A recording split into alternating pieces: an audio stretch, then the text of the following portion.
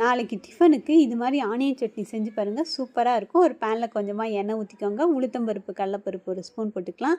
ஒரு 10 சின்ன வெங்காயம், 2 பெரிய வெங்காயம் இதில் நான் சேர்த்திக்கிறேன். ஒரு 10 பல் பூண்டு, கொஞ்சமாக புளி சேர்த்திக்கோங்க. இதில் காரத்துக்கு ஒரு 4 வரமிளகா சேர்த்திக்கிறேன்.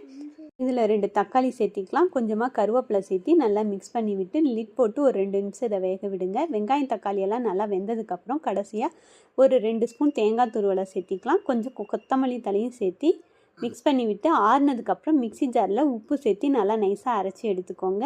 இப்போ இந்த சட்னியில் நம்ம தாளிப்பு சேர்த்திக்கலாம். தாளிப்பு கரண்டியில் கொஞ்சமாக எண்ணெய் விட்டு கொஞ்சமாக கடுகு போட்டுக்கலாம். கடுகு பொரிஞ்சவொடனே உளுத்தம்பருப்பு கடலப்பருப்பு ஒரு ஸ்பூன் போட்டுக்கோங்க. கொஞ்சமாக கருவேப்பிலையும் சேர்த்தி நல்லா பொரிஞ்சதுக்கப்புறம் இதை சட்னியில் சேர்த்தி நல்லா மிக்ஸ் பண்ணிக்கலாம். இந்த சட்னி இட்லி, தோசை, சப்பாத்தி, பூரி எல்லாத்துக்குமே சூப்பராக இருக்கும். இது மாதிரி வீடியோஸ் பார்க்கணுன்னா நம்ம சேனல் லைக் பண்ணுங்கள், சப்ஸ்கிரைப் பண்ணி வச்சுக்கோங்க. தேங்க்யூ.